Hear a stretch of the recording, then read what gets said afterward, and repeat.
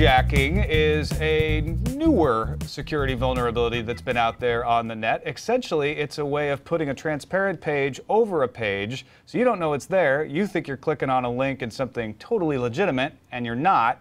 And you end up either following someone on Twitter or friending someone on Facebook or sending someone your bank account information.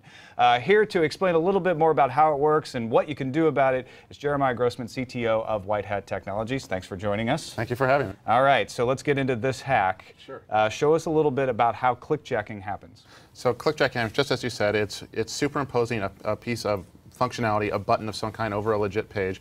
User thinks they're clicking on one thing, but they're actually clicking on another. And you give some great examples of things, less nefarious things that could happen. But another thing that can happen is, and we'll pick on Flash a little bit because we can, is surreptitiously enabling a user's microphone and camera. And a lot of, we have MacBooks here and we have cameras built in. So what you're seeing here on the screen here, this is Flash asking for camera and microphone access over your computer. This is Flash 9, and we'll get to that, why that's important in a second. Yeah, I see this like when I go on Ustream or something like that. Yes. You get this little Flash thing saying, hey, I want to use your camera. Yeah, so this, for a lot of users, this will be, plainly obvious. Now, if we were to click the Allow button here, this will allow camera microphone access, and we'll see me on the screen. Okay, that's fine. So that's the functionality that we want to clickjack. If you're a bad guy, you want to force a user to do that without them knowing. Okay, so this is the part we're going to hide. That's correct. So we're going to go to another tab here. Now let's say this is the bad guy's webpage, some blog, a MySpace profile, any page on the internet. What we're going to do here is we're going to superimpose that piece of functionality. We're just using a little bit of code. We're going to start hiding the Flash. Hit reload here. And now if you see here, that little allow button, the security dialog, is now hidden inside this little box. The only reason that box is visible is because we made it visible. Okay, so you just went in and edited the CSS Correct. of that page so that this other page is still there. Correct. So inside that little frame there, that's where the Flash is. So the user thinks they're going to click on some link. They click, and all of a sudden their camera's turning on, and it's just like it's being recorded me now, and it's taking pictures of you and sending it to the bad guy.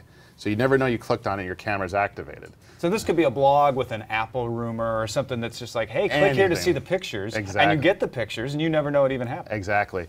So this is the page here where we get to see the pictures that are being uploaded of us. And it's motion sensitive, so, to save bandwidth and all that sort of good stuff. Yeah, because bad guys are concerned with that too. So that's the idea.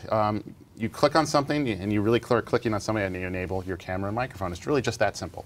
Now, this example, you need to be going to a website that has this CSS edited. Correct. But it doesn't have to be that way. With Twitter, they were actually people using Twitter regularly, right? Yeah, so what would happen is that, some of the attacks were going after Twitter profiles. So you get clickjacked on a Twitter profile or some other page on the internet, and you get clickjacked that way. But it's really simple to superimpose any button or any feature on any website and force the user to click on it. It's just editing the cascading style sheets, which are used everywhere. Now, what do we do to protect ourselves from this? So it's really difficult because this is fundamental to the way the web works. So we have to be a little bit creative here. So there are a couple of ways. One way is to use something called NoScript. And this is a Firefox extension that has a way of inhibiting or restricting JavaScript on the page. It's not a perfect solution, but it does have clear click protection, and it's really, really good. Another way is my favorite, the Post-it note over the camera. You want to stop the camera hack? Yeah, so if we don't want to really trust software, we can always trust hardware and cover up the camera and microphone. That's my actual favorite. 100% secure on the camera. That's part. right. Anyway, may end up clicking on something else, but at least you're not going to get photographed. That's correct. All right, so NoScript and what, Hope? And that's it. So the browser manufacturers, they're aware of this, and they're trying their best to fix it. You can also upgrade to Flash 10. That's a good idea. Flash 10, they did a lot of camera microphone security and built it around that. So upgrade to Flash 10. That's a great feature to do. Okay, and then be careful as always. Follow Yes. all your normal security procedures. Don't click on just anything, especially if you're visiting unfamiliar blogs. Correct. That'll help reduce the risk too. Absolutely. I would expect. Well, thank you, Jeremiah. It's frighteningly easy to do that. I guess the other way would be to go out and use the Mosaic browser. It doesn't have any script I prefer or cascading Lynx style. or The Telnet. Lynx browser would be another choice for you there. All right, thanks for watching Hacks, folks. I'm Tom Merritt, CNET.com.